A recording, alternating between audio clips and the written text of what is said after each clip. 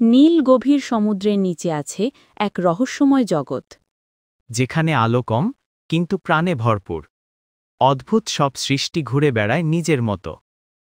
বন্ধুরা, আজ আমরা ডুব দেব সেই বিস্ময়কর জগতে।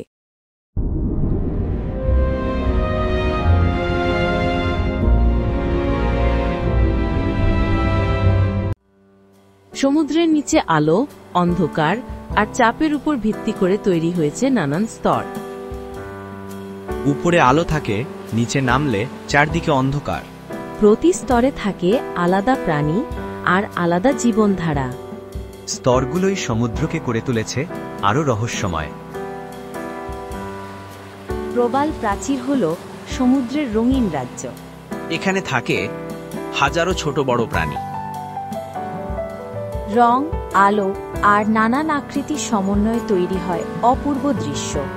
একে বলা হয় সমুদ্রের ফুলের বাগান। প্রবালের মাঝে থাকে ছোট্ট রঙিন ক্লাউনফিশ। ওরা থাকে অ্যানিমন নামের নরম ফুলের মতো প্রাণীর ভেতরে। অ্যানিমন তাদের রক্ষা করে আর তারা অ্যানিমনকে পরিষ্কার রাখে। এটা এক দারুণ বন্ধুত্ব। সমুদ্রের অন্যতম শান্ত প্রাণী হল কচ্ছপ। তারা ধীরে ধীরে চলে, কিন্তু দূর সমুদ্র ভ্রমণ করতে পারে। খুবই শান্ত স্বভাবের এই প্রাণী হাজার বছর ধরে বেঁচে থাকতে পারে। সমুদ্রের সৌন্দর্যে তাদের উপস্থিতি বাড়িয়ে দেয়। জেলিফিশ দেখতে নরম আর সুন্দর হলেও তারা খুবই অদ্ভুত প্রাণী।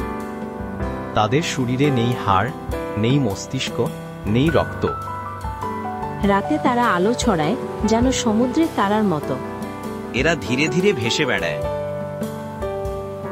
সমুদ্রের সবচেয়ে বড় প্রাণী হল নীল তিমি। এরা পৃথিবীর সবচেয়ে বড় প্রাণীও বটে। এত বড় হলেও তারা সমুদ্রকে শান্তভাবে ভরে রাখে। সমুদ্রের সবচেয়ে ছোট প্রাণী হল প্ল্যাঙ্কটন।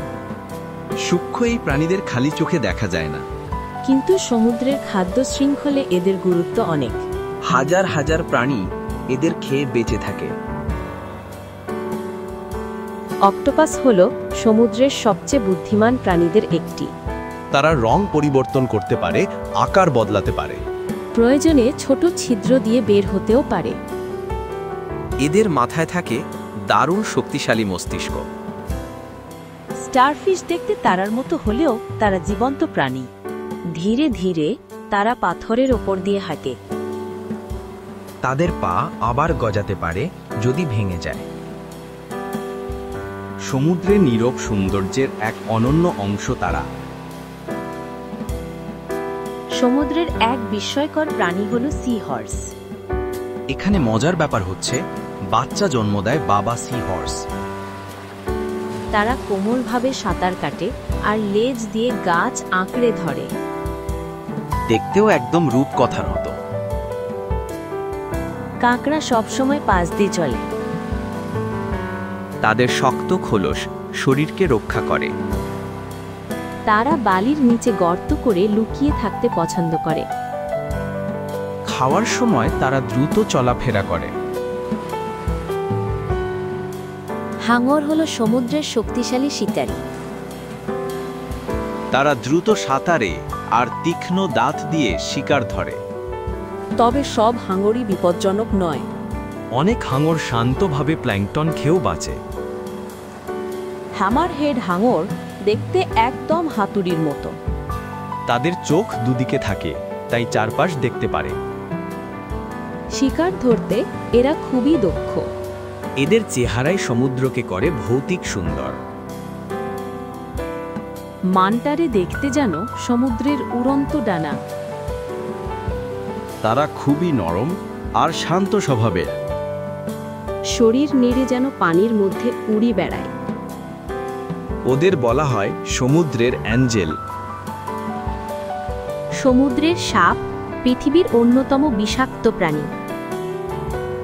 তারা দেখতে সুন্দর হলেও দূর থেকে দেখা ভালো।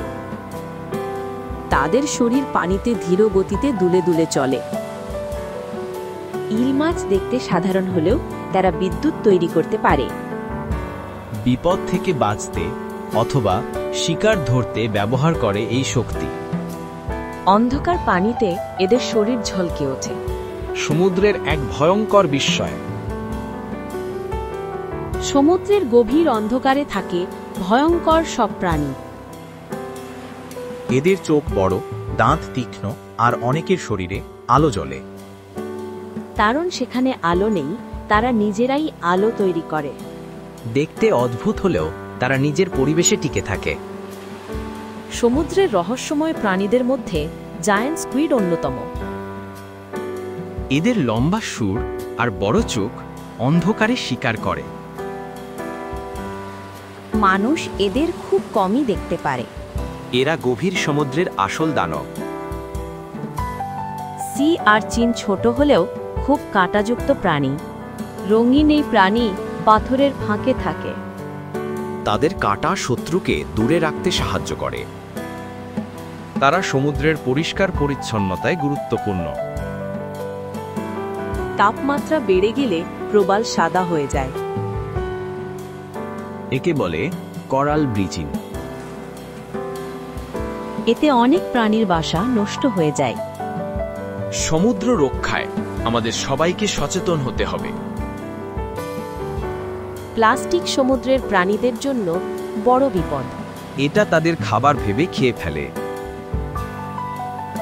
আমাদের উচিত সমুদ্র পরিষ্কার রাখা। রিসাইক্লিং করলে পৃথিবী বাঁচে, সমুদ্রও বাঁচে। যদি আমরা সমুদ্রকে রক্ষা করি, এই নীল জগৎ আরো সুন্দর হয়ে উঠবে। প্রাণীরা শান্তিতে থাকবে, প্রকৃতি ফুলে ফলে ভরবে। সমুদ্র আমাদের সবার। আমাদের সমুদ্র সম্পর্কে জানা খুবই গুরুত্বপূর্ণ।